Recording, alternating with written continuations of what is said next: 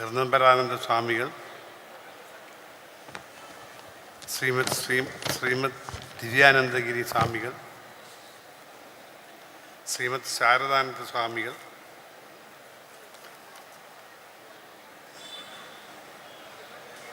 എത്രയും പ്രിയപ്പെട്ട നമ്മുടെ MP ശ്രീ അടൂർ പ്രകാശ്, നമ്മുടെ പ്രിയപ്പെട്ട MLA Shri Kadakampally Surendran, mister KG Baburajan, എത്രയും ബഹുമാനനായ ശ്രീ K മുരളീധരൻ, ഡോക്ടർ സുരേഷ് കുമാർ മധുസൂദനൻ,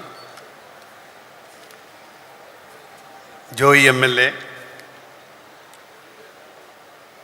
നമ്മുടെ പ്രിയപ്പെട്ട ചെയർമാൻ KG ലാജി ബർക്കല കഹാർ, എൻ്റെ പ്രിയപ്പെട്ട ബഹുമാനപ്പെട്ട മാധ്യമപ്രവർത്തകരെ,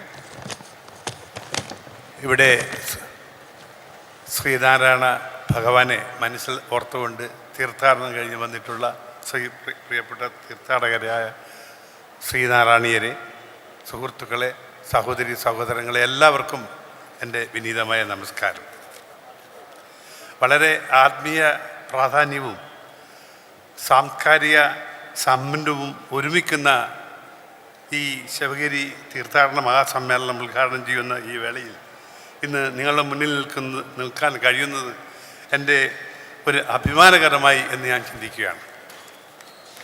ഈ സമ്മേളനത്തിൻ്റെ അധ്യക്ഷത വഹിക്കുന്ന ശിവഗിരി മഠത്തിൻ്റെ ബഹുമാനപ്പെട്ട പ്രസിഡന്റ് സ്വാമി സച്ചിദാനന്ദയെ ഞാൻ ഹൃദയംഗമായി അഭിനന്ദിക്കുന്നു.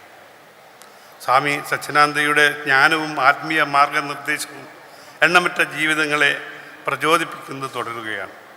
ഈ ആത്മീയ യാത്രയിൽ അദ്ദേഹം നമ്മെ നയിക്കുന്നതിൽ ഞങ്ങൾക്ക് അഭിമാനമുണ്ട്.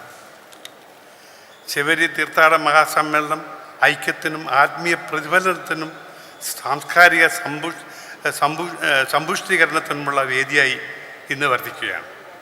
ശിവഗിരിയിലെ പ്രശാന്തമായ അന്തരീക്ഷത്തിൽ നമ്മുടെ ആദരണീയനായ ഗുരു ശ്രീനാരായണീയ ഗുരുദേവൻ്റെ പ്രബോധനങ്ങൾ മനുഷ്യരാശിക്ക് ഒരു ജാതി, ഒരു മതം, ഒരു ദൈവം എന്ന തത്വങ്ങൾ ആഘോഷിക്കാൻ നമ്മൾ ഒത്തുചേരുന്നു. ഈ കൂട്ടായ ആത്മീയ യാത്ര ആരംഭിക്കുമ്പോൾ ശ്രീനാരായണ ഗുരുവിൻ്റെ പഠിപ്പിക്കലുകളുടെ കാതലായ അനുകമ്പ, സമത്വം, സ്നേഹം എന്നിവയുടെ കാലാതീതമായ മൂല്യങ്ങളെക്കുറിച്ച് നമുക്ക് ചിന്തിക്കാം.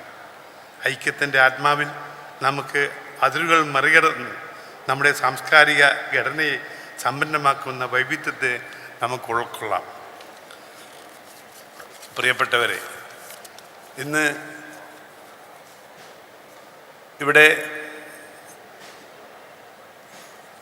പ്രസംഗിച്ച എല്ലാവരും തന്നെ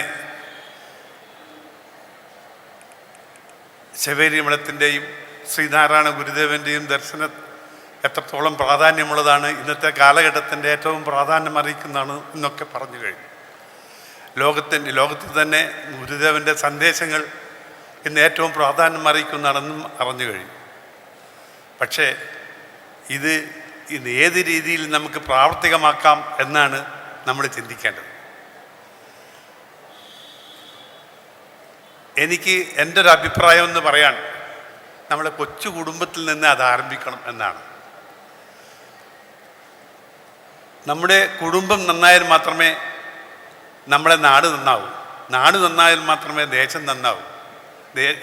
ദേശം നന്നായാലേ രാജ്യം നന്നാവൂ. രാജ്യം നന്നായാലേ ലോകം നന്നാവൂ. അപ്പോൾ ഏറ്റവും പ്രധാനപ്പെട്ട ബിന്ദു അത് ആരംഭിക്കുന്ന കുടുംബമാണ്. ആ കുടുംബം ഏത് രീതിയിൽ നന്നാകണം എന്ന രീതിയാണ് ഗുരുദേവൻ നമുക്ക് ആദ്യമായി പറഞ്ഞു തന്നിട്ടുള്ളത്. അതിലാണ് വിദ്യാഭ്യാസം. വിദ്യാഭ്യാസം എന്നത് ഇന്ന് നമ്മുടെ ഈ പിന്നോക്ക അവസ്ഥയെ ഏറ്റവും മാറ്റി മുന്നോട്ട് കൊണ്ടുവരുവാൻ നമ്മളെ സാധിക്കുന്ന ഒന്നാണ്. നമ്മളൊന്ന് മാറി ചിന്തിക്കേണ്ടത് കാലഘട്ടം കഴിഞ്ഞിരിക്കുകയാണ്. പഴയ കാലങ്ങളൊക്കെ നമ്മൾ സ്മരിക്കുക, അതൊക്കെ അറിയണം, നമ്മൾ അറിഞ്ഞത് മനസ്സിലാക്കിയിട്ടുണ്ട്. അത് തന്നെ നമ്മൾ വിരുമ്പിക്കൊണ്ട് ഇരുന്നാൽ നമ്മൾ പിന്നോക്കത്തിൽ നിന്നുകൊണ്ടുള്ള ഒരു യാത്ര ശരിയല്ല എന്നാണ് എനിക്ക് തോന്നുന്നത്. നമ്മൾ പ്രവർത്തിച്ചാൽ, നമ്മൾ നല്ല വിദ്യാഭ്യാസം നേടിയാൽ, നമ്മൾ വ്യവസായം ആരംഭിച്ചാൽ, നമ്മൾ ദൈവഭക്തി ഉണ്ടെങ്കിൽ തീർച്ചയായും നമുക്ക് മുന്നോട്ട് കയറാം. നമ്മൾ സത്യത്തിൻ്റെയും ന്യായത്തിൻ്റെയും പാതയിൽ പോയി കഴിഞ്ഞാൽ നമ്മളായിരിക്കും മുന്നോട്ട് നിൽക്കുന്നത്, മുന്നോട്ടുള്ളവർ എന്നുള്ളത് നമുക്ക് തന്നെ അഭിമാനിക്കാം. അതുകൊണ്ട് പിന്നോക്കം എന്നുള്ള അവസ്ഥ നമ്മൾ മാറ്റി മുന്നോട്ടുള്ള ചിന്ത നമുക്ക് ഉണ്ടാകേണ്ടിയിരിക്കുന്ന കാലഘട്ടത്തിൽ നമ്മൾ ഇരിക്കുന്നത്. നമുക്ക് ആരാണ് മോശക്കാരൻ? ഇന്ന് വേദി സംസാരിച്ചാരൊക്കെ പിന്നോക്കാരെന്നല്ലാണ്. പക്ഷെ അവരൊക്കെ ഇന്ന് മുന്നോക്കക്കാരാണ്. നമ്മളെന്തിന് പിന്നോക്കക്കാരാണെന്ന് പറയുന്നത്? അപ്പോൾ അങ്ങനെ ആ രീതിയിലുള്ള മുന്നോക്കത്തിൻ്റെ ഒരു ആത്മീയ ചിന്താഗതി നമ്മൾ മനസ്സിലുണ്ടാകണം. നമ്മുടെ മനസ്സിൽ നമ്മൾ പിന്നോക്കക്കാരാണെന്ന് ചിന്തിക്കരുത്. നമ്മൾ മുന്നോക്കക്കാരാണ്. നമ്മൾ പിന്നോക്കക്കാരാകാൻ ശ്രമിക്കരുതെന്നാണ് ഞാൻ പറയുന്നത്. നമ്മുടെ പൂർവികന്മാർ പിന്നോക്കത്തിൽ നമ്മുടെ വിദ്യാഭ്യാസം കുറവുള്ളത് കൊണ്ട് പിന്നോക്കക്കാരെ നിന്നിരുന്നു. പക്ഷെ ഇന്ന് അതല്ല. നമ്മൾ മുന്നോക്കത്തിൽ വരണം. അതിന് നമ്മൾ ശ്രമിക്കണം. അതിന് ഏറ്റവും പ്രാധാന്യമുള്ളത് വിദ്യാഭ്യാസം തന്നെയാണ്. നമ്മളൊരു കുടുംബത്തിലെ ഒരു കുട്ടി വളരുമ്പോൾ, ഒരു 2-3 കുട്ടികൾ വളരുമ്പോൾ അവർ വിദ്യാസമ്പന്നരാണെങ്കിൽ തീർച്ചയായും അവരുടെ പാരമ്പര്യത്തിൽ, അവരുടെ കാലഘട്ടം വരുമ്പോൾ അവർ ഏറ്റവും മുന്നോക്കത്തിൽ നിൽക്കുന്ന ആളുകളായിരിക്കും. അങ്ങനെ ഓരോ കുടുംബത്തിലും നമ്മൾ വിദ്യാഭ്യാസത്തെ കൂടുതൽ പ്രാധാന്യം കൊടുത്താൽ തീർച്ചയായും നമ്മൾ മുന്നോട്ട് തന്നെ മുന്നോടികൾ നമ്മളായിരിക്കും മുന്നോക്കക്കാർ. ആ മുന്നോക്ക മനോഭാവം നമ്മൾ കൊണ്ടുവരണം. അത് പഴയ ചരിത്രം നമ്മൾ മാറ്റി തീർത്ത് നമ്മൾ മുന്നോക്കക്കാരായിട്ട് പ്രവർത്തിക്കുന്ന ഒരു മാനസികാവസ്ഥ നമുക്കുണ്ടായിരിക്കണം. അതിന് രണ്ടാമത് നമ്മൾ സംഘടനാ ബോധം ഉണ്ടായിരിക്കണം. നമുക്ക് എല്ലാവരും യോജിക്കണം. നമ്മുടെ കുടുംബത്തിൽ നിന്നുള്ളവർ, നമ്മുടെ നാട്ടിൽ എന്തെങ്കിലും അത്യാവശ്യം വന്നാൽ നമ്മുടെ കുടുംബത്തിലുള്ള മറ്റുള്ളവരെ തന്നെ, അടുത്ത വീട്ടിലുള്ളവരെ നമുക്കറിയണം. നമ്മൾ കുട്ടികൾ അവിടുത്തെ വീട്ടിൻ്റെ വേദനകളും വിഷമങ്ങളും അറിയണം. ഇന്നേത് കുട്ടികളെ സ്വന്തം ഫ്ലാറ്റിൽ നിന്ന് അവിടുത്തെ വീട്ടിലേക്ക് പറഞ്ഞേക്കുന്ന ഒരു സമ്പ്രദായം സംസ്കാരം ഇല്ല. അത് മാറ്റണം. നമ്മുടെ കുട്ടികളെ നമ്മുടെ സമീപത്തുള്ള മനുഷ്യന്മാരുടെ ദുഃഖങ്ങളും വിഷമങ്ങളും മനസ്സിലാക്കി അവരുടെ ഈ ലോകം എന്താണെന്ന് മനസ്സിലാക്കാനുള്ള ഒരു മനഃശുദ്ധി, ഒരു മനവിശകലനം അവർക്കുണ്ടായിരിക്കണം എന്നാണ് എനിക്ക് അഭ്യർത്ഥിക്കാനുള്ളത്. അതിന് നമുക്ക് സംഘടനാ ബോധമുണ്ടാകണം. അതിന് നമുക്ക് ദൈവഭക്തി ഉണ്ടായിരിക്കണം. ഈശ്വരൻ, പ്രപഞ്ചത്തിൽ അവാച്യമായ ശക്തി നമ്മളെ നിയന്ത്രിക്കുന്നുണ്ട്. ആ ശക്തിയാണ് ദൈവം. ദൈവം ഒന്നുണ്ട്. അത് നമ്മൾ മനസ്സിൻ്റെ ഉള്ളിൽ തന്നെയാണ്. നമ്മൾ പ്രാഥമികമായി കുട്ടികളെ നമ്മൾ പഠിപ്പിക്കുമ്പോൾ, ഒരു LKGയിൽ കുട്ടികളെ പഠിപ്പിക്കുമ്പോൾ നമ്മൾ 1, 2 എന്ന് പറയുമ്പോൾ ഒരു കല്ലെടുത്ത് അല്ലെങ്കിൽ 2 വേറെ എന്തെങ്കിലും സാധനങ്ങൾ കാണിച്ചുകൊണ്ട് ഇത് 1, 2, 4 അങ്ങനെ ചേർത്ത് അവരെ പഠിപ്പിക്കും. അല്ല, വിരലുകൾ 1, 2, 3, 4 പഠിപ്പിക്കും. പക്ഷേ ഒരു 8, 9 എത്തിക്കഴിഞ്ഞാൽ അങ്ങനെ പഠിപ്പിക്കേണ്ട കാര്യമില്ല. അവർ പഠിച്ചു കഴിഞ്ഞു. അപ്പം പ്രാഥമികമായ ഒരു ബോധമാണ് ക്ഷേത്രം. നമ്മളെ ആത്മീയ ബോധത്തിൻ്റെ LKG UKG ആണ് ക്ഷേത്രങ്ങൾ. അതാണ് ഗുരുദേവൻ പറഞ്ഞത്. നിങ്ങൾ അതിലേ ഇരിക്കാതെ നിങ്ങൾ വന്ന് വിദ്യാഭ്യാസത്തിൽ ക്ഷേത്രം വേണം. നമ്മളെ ദേവാലയങ്ങൾ വേണം. ദേവാലയങ്ങളാണ് നമ്മളെ അച്ചടക്കത്തിൻ്റെ ഒരു ഘടക ഒന്നാണ്. അപ്പോൾ അതെല്ലാം വേണം. അതേ സമയത്ത് നമുക്ക് ഒരു അച്ചടക്ക ബോധം നമുക്കുണ്ടാകണം. നമ്മളൊന്നാണ് എന്നുള്ള രീതി, അതായത് ഞാനും നീയും ഒന്നാണെന്നല്ല. ഇവിടെ വിശദീകരിച്ച് ഞാൻ കൂടുതൽ പറയുന്നില്ല. വിശദീകരിച്ച് നമ്മളൊന്നാണെന്നൊരു ബോധം നമുക്കുണ്ടാകണം. സുഹൃത്തുക്കളെ, നമ്മൾ വിദ്യാഭ്യാസത്തിന് പോകുന്നു, സ്കൂളിൽ പോകുന്നു. അവിടെ 40 കുട്ടികളുണ്ടെങ്കിൽ ഏത് ജാതി നോക്കിയിട്ടാണോ എല്ലാ കാര്യം? ഒരു നല്ല അധ്യാപകൻ 40 പേരും നല്ലപോലെ പഠിപ്പിക്കുന്നു. അവിടെ ജാതി നോക്കിയിട്ടോ മതം നോക്കിയിട്ടോ അല്ല. പിന്നെ നമ്മളൊരു ഹോസ്പിറ്റലിൽ ഒരു ഡോക്ടർ ചികിത്സിക്കുന്നു, ജാതി നോക്കിയിട്ടാണോ? ഒരു നല്ലൊരു ഡോക്ടറാണെങ്കിൽ എല്ലാ പേഷ്യൻ്റ് അവർക്ക് ജാതിയും മതത്തിലൊന്നുമല്ല. പിന്നെ നമ്മളൊരു അപകടം എന്ന് സംഭവിച്ചു കേൾപ്പോൾ ഇവൻ്റെ ജാതി അതാന്ന് നോക്കിയിട്ട് ആരങ്ങനെ ശുശ്രൂഷിക്കുക ഇല്ല.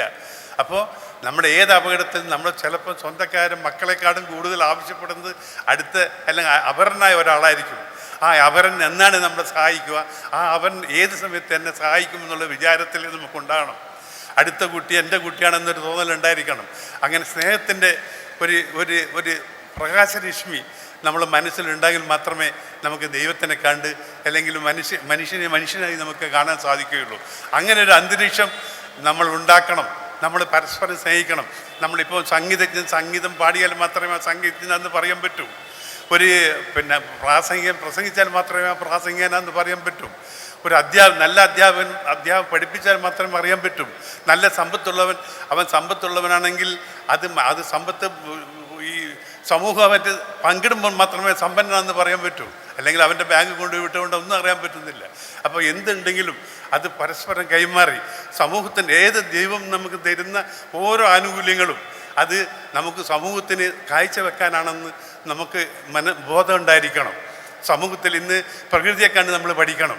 ഒരു വാഴ വളരുമ്പോൾ എത്ര ശക്തിയായി വളരുന്നു, അത് കൊല ഇടുമ്പോൾ അത് കിഴിയുന്നു. ഇതാ നിങ്ങൾ എടുത്തോളൂ, എൻ്റെ ഡ്യൂട്ടി കഴിഞ്ഞു, ഞാൻ ഈ പഴം നിങ്ങൾക്ക് തരുന്നു, സമൂഹത്തിന് തരുന്നു. നെല്ല് വളരുന്നുണ്ട്, അതും അവസാനം തല കുനിഞ്ഞ് ഇതാ നിങ്ങൾ എടുത്തോളൂ. അത് മനുഷ്യൻ അങ്ങനെ തന്നെ ആയിരിക്കണം. നമ്മുടെ സമ്പത്തും ധാന്യങ്ങളും അറിവുകളൊക്കെ സമൂഹമായിട്ട് പങ്കെടുക്കുമ്പോൾ മാത്രമേ നമുക്ക് മനുഷ്യനാകാൻ സാധിക്കുകയുള്ളൂ. അങ്ങനെ ഒരു മനുഷ്യനാകാൻ വേണ്ടിയിട്ടാണ് ഗുരുദേവൻ നമ്മളെ പഠിപ്പിച്ചിട്ടുള്ളതും ഗുരുദേവൻ നമുക്ക് മാർഗനിർദ്ദേശം തന്നിട്ടുള്ളൂ. അതിനുവേണ്ടി നമ്മളെ ശരീരം, ഭക്ഷണം, മനസ്സ്, വാക്ക്, പ്രവൃത്തി എന്നിവയൊക്കെ വളരെ വൃത്തിയായി, ഞാൻ കൂടുതൽ അതിനെപ്പറ്റി നമുക്ക് സമയം പോകുന്നില്ല. കാരണം നമുക്ക് ഇന്ന്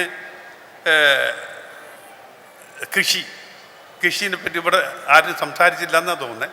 കൃഷി ഇന്ന് ഏത് വീട്ടിലും, ഇന്ന് എല്ലാ വീട്ടിലും 10 സെൻറ്റ് സ്ഥലങ്ങളില്ലാത്ത കേരളത്തിൽ വീടുകളില്ല. അവരെല്ലാവരും ഇന്ന് തമിഴ്നാട്ടിൽ നിന്ന് പച്ചക്കറി വാങ്ങിയാൽ അത് അവർക്ക് സമാധാനം ഉണ്ടാകും. എന്തുകൊണ്ടാണ് 10 സെൻറ്റിൽ ഒരു 5 സെൻറ്റിലെങ്കിലും നമുക്ക് കൃഷി വെച്ചിട്ട് നമ്മളെ കായ്കറി, അന്നത്തെ ഭക്ഷണ സാധനങ്ങൾ ഉണ്ടാക്കുന്ന കൃഷികൾ നമുക്ക് ആ വീട്ടിൽ തന്നെ ഉണ്ടാക്കാൻ സാധിക്കുന്നില്ല. ശരിക്കും അതിന് നമ്മൾ പ്രവർത്തിക്കണം, അതിന് മനസ്സ് നമുക്കുണ്ടായിരിക്കണം. മനസ്സാണ് ഏറ്റവും ആവശ്യം. നമ്മൾ രാവിലെ നമ്മുടെ ശുദ്ധത്തിന് വേണ്ടി രാവിലെ എഴുന്നേറ്റ് ഏറ്റവും വലിയ ഓസോൺ എന്ന വാതകം നമുക്ക് കാലത്ത് ഇടുന്നു. 5 മുതൽ, അതായത് രാവിലെ 3 മുതൽ 5 വരെ ഏറ്റവും നല്ല വാതകം ഓസോൺ എന്ന വാതകം നമുക്ക് കിട്ടുന്നു. അത് ശ്വസിച്ചു കഴിഞ്ഞാൽ നമുക്ക് അന്ന് ഭക്ഷണമേ ആവശ്യമില്ല. അത്ര മുമ്പത്തെ പഴയ ആചാര്യന്മാരൊക്കെ ഓസോൺ ശ്വസിച്ചിട്ടാണ് അന്ന് ഭക്ഷണമേ കഴിക്കാതിരിക്കുന്നതെന്ന് ഞാൻ അറിയുന്നുണ്ട്. അപ്പോൾ അങ്ങനെയുള്ള കാര്യങ്ങൾ, ശുചിത്വത്തിൻ്റെ, അതായത് പ്രകൃതി നമുക്ക് തരുന്ന ആനുകൂല്യങ്ങൾ നമ്മൾ അനുഭവിക്കാനുള്ള കാഴ്ചപ്പാട് നമുക്കുണ്ടായിരിക്കും. അങ്ങനെ കാഴ്ചപ്പാടുകൾ വിദ്യാഭ്യാസത്തിലും ദൈവഭക്തിയിലും സംഘടനയിലും കൃഷിയിലും പിന്നെ ഇതിലൊക്കെ നമുക്ക് ഒരു കാഴ്ചപ്പാടുണ്ടായിരിക്കണം. ആ കാഴ്ചപ്പാടുണ്ടെങ്കിൽ നമുക്ക് തീർച്ചയായും വിജയിക്കാം. നമ്മളെല്ലാവരും മുന്നോക്കാരായിരിക്കും. ദൈവത്തിൻ്റെ മുമ്പിൽ എല്ലാവരും മുന്നോക്കാരായിരിക്കും. എല്ലാവരും മുന്നോക്കാരായിട്ട് വരാൻ വേണ്ടി നമ്മൾ പ്രവർത്തിക്കുക. നമ്മൾ പ്രവർത്തിച്ചാൽ, കഷ്ടപ്പെട്ട് പ്രവർത്തിച്ചാൽ നമുക്ക് മുന്നോക്കക്കാരാകാം. നമ്മൾ പിന്നോക്കക്കാരല്ല എന്നൊരു മനോഭാവത്തോടെ നമ്മൾ പ്രവർത്തിക്കാം. നമുക്ക് മുന്നോക്കയറാം. നന്ദി, നമസ്കാരം. അതുകൂടെ തന്നെ അടുത്ത ഈ 24-ാം തീയതി നാളെ തുറക്കുകയാണ്, നാളെ ആരംഭിക്കുകയാണ്. സമത്വസുന്ദരമായ ഒരു സന്തോഷമുള്ള ഒരു സമൂഹം നമുക്കുണ്ടാകട്ടെ. ഒരു യുദ്ധവും ഉണ്ടാകാതെ, ഒരു അസുഖങ്ങളും ഉണ്ടാകാതെ എല്ലാവരും സന്തോഷകരമായി സമാധാനമായ ഒരു വർഷം പിറക്കട്ടെ എന്ന് പ്രാർത്ഥിച്ചുകൊണ്ട് എൻ്റെ വാക്കുകൾ നിർത്തട്ടെ. നന്ദി, നമസ്കാരം.